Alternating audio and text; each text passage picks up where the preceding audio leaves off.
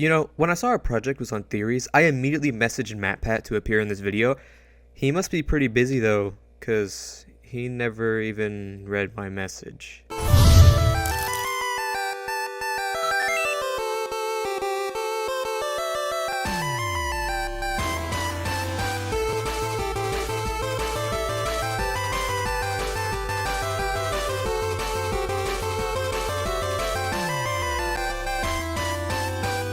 Hello Internet, welcome to Media Theory, where today we're focusing on one theory in particular, cultivation theory. Now you're probably wondering, fake MatPat, what is cultivation theory? Well, our textbook describes it as the idea that mass media cultivate or construct a reality of the world that, although possibly inaccurate, becomes the accepted reality simply because we as a culture believe it to be.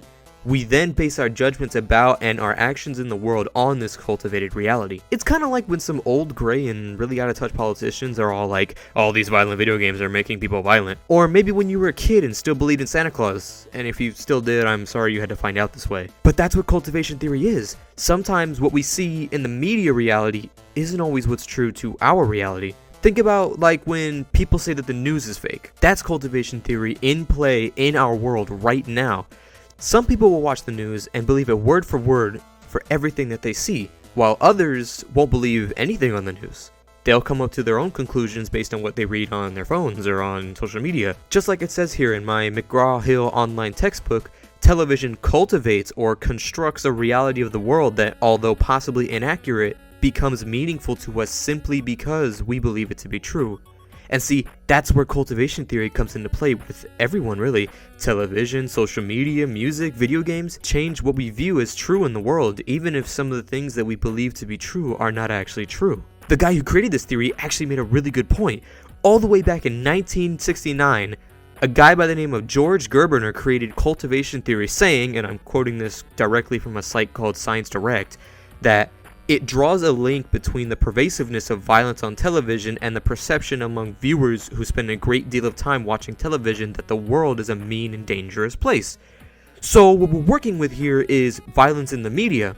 The original theory suggests that the more violent television someone were to consume, the more they would perceive the world around them as a bad place to live in.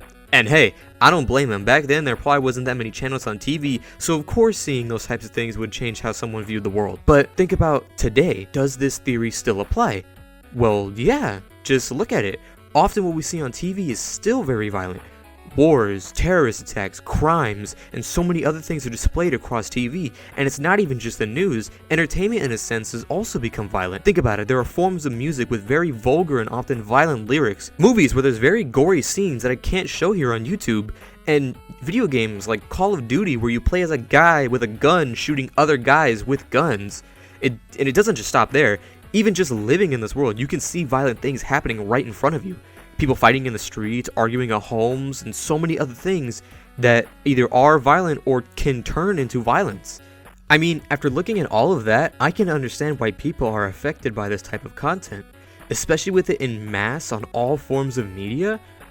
So when looking at cultivation theory today and seeing everything that's mainstreamed online, it's no wonder there are people who really do think the world is a terrible place. I'll bet if you got Mr. Gerberner all the way back from 1969, plucked him out of time and dropped him into 2024, handed him an iPhone and let him research the world, he'd lose his mind and say the Earth's gone mad. Now, that's not to say that everything about the Earth is terrible. There certainly are good things and good people in the world, but when you look at everything as a whole, everything on TV, everything we view on our phones, the music we listen to, the books that we read, the shows that we watch, it's very hard to argue against the theory of cultivation. I can even give you an example that happened to me 2 years ago. I was going on vacation to Detroit, go Lions, but before I left my home state, a lot of my family was telling me how I needed to be very careful, and some of them even wanted me to reconsider staying in Detroit, just because it's seen as a dangerous city. Everyone started worrying for my safety. Mind you, people hadn't said the same things if I was going to a place like Orlando or Los Angeles, because those cities are seen as a lot safer in a lot of forms of media. Now, I can understand their concern for Detroit. It's definitely not a everybody wants to live here city, but no one who advised me not to go to Detroit had actually been to the city of Detroit. They would just read online about how bad the city is, or see something on TV or on their phones saying that it was an unsafe city. And I will say, it was not as bad as they made it out to be. So yeah, that's the basis of cultivation theory. Created by George Gerbiner back in 1969, it's the theory that the violent reality we see on our media platforms affect how we see our real world's reality. But hey, that's just a theory, a media theory. Thanks for watching. And hey, while you're here, why don't you hit the subscribe button down below? I probably won't make another video like this unless it blows up. But while you're here, how about you check out my other videos? I got a new one releasing really soon. And who knows, maybe if we spam MatPat with this video, he might end up seeing it. I just hope he doesn't copyright strike me. Anyways, cue the outro, Nick. Keep on being awesome, A-Team, and I will see you all in the next one. Hey!